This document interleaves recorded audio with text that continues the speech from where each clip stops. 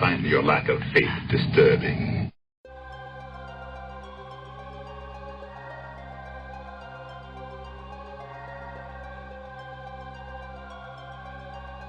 What up, y'all? This is Devin with Up TV, and between November 4th through the 6th, the Department of Defense will be conducting a drill to prepare for an EMP attack.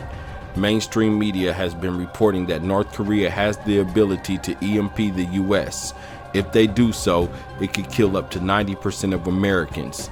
A similar drill was conducted by FEMA and the Energy Department on August 23rd of 2017, which they dubbed Earth EX 2017. Does the government know something we don't? 2 EMP drills in the same year should have everyone preparing, especially if an EMP event will have the ability to kill up to 90% of Americans. TV shows like Revolution have served as a warning to the masses who walk around as zombies, never believing that anything will happen. The time is now to wake up.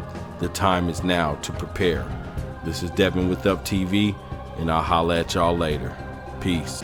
Our News on Terror segment tonight, North Korea issues a new threat to the United States.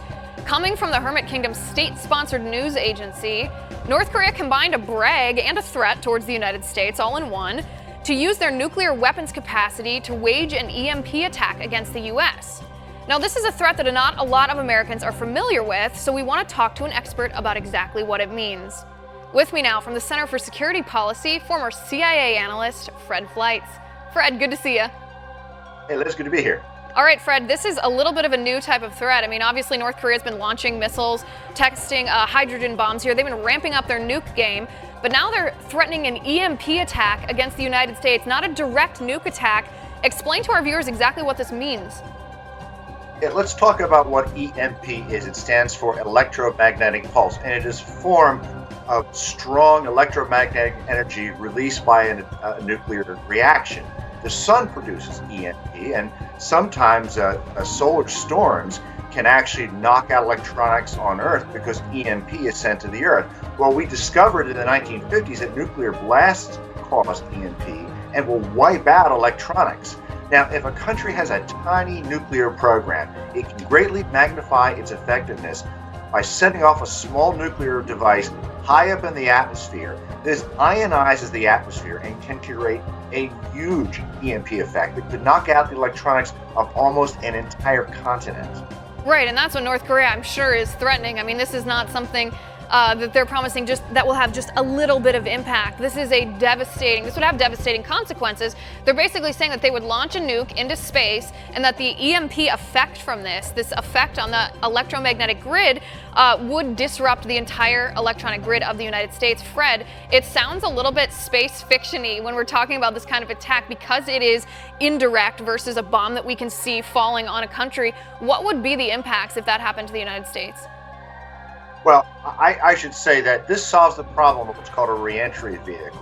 This is what you have to build so your nuclear weapon doesn't burn up as it's falling through the atmosphere.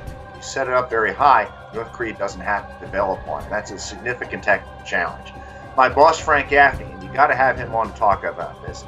Frank believes that a weapon set off at the correct altitude could kill 90% of the American population by knocking out the power system, refrigeration, electricity, all the things we need to run our economy. There's a congressional EMP commission. They've been complaining about this and warning Americans for many years, but no one paid attention. No, and I guess let me ask you this. How do we defend? How does anyone defend against an EMP attack? This isn't something where you can shoot down a missile before it hits you. If it's not aimed at your country, you may not know it's coming. I mean, how do you stop the effects, or how do you defend against this?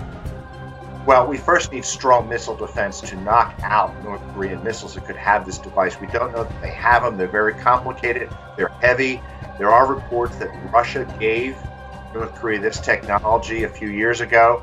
The biggest vulnerability are power transformers. You know, those large devices you see around your city. Some of them are very expensive and time-consuming to make, and if enough of them break down, it could be many months before the power grid could be restored.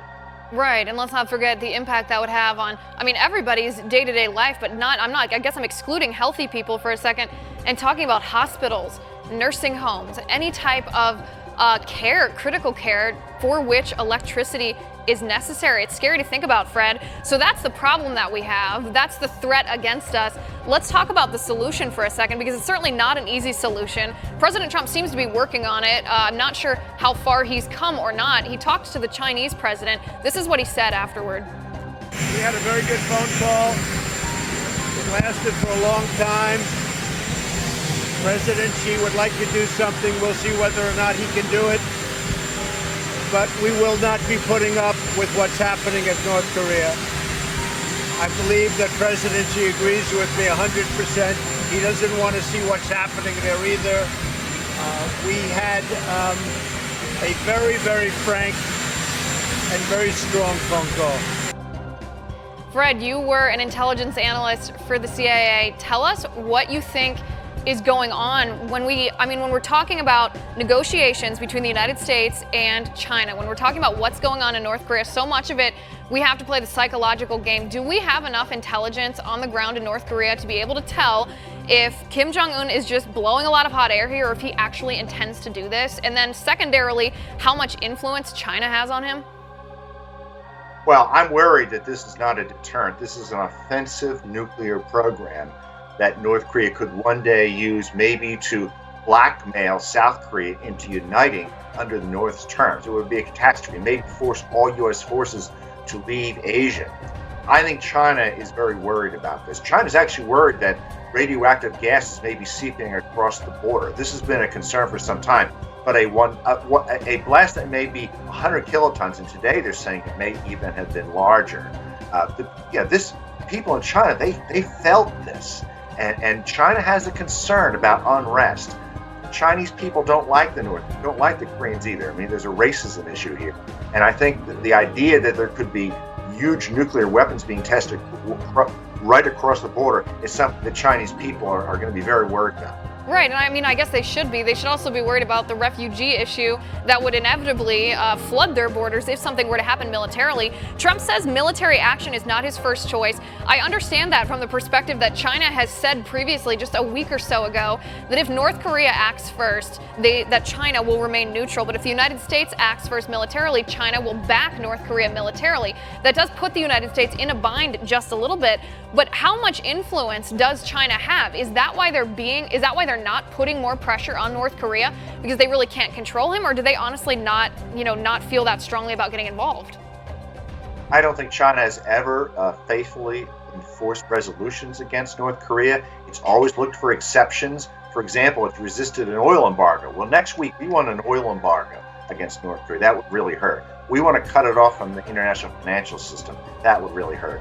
There's a Wall Street Journal article today that North Korean scientists developed these nuclear missile programs by getting PhDs in China, which is a violation of Security Council resolution.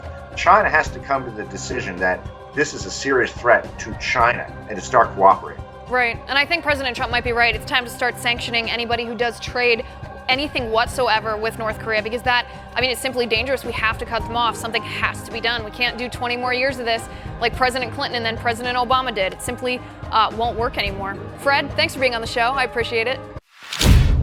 Thank you for watching Up TV. If you like this video and would love to see more, check out these great videos here. And don't forget to subscribe to Up TV and Up TV 2 for even more great videos.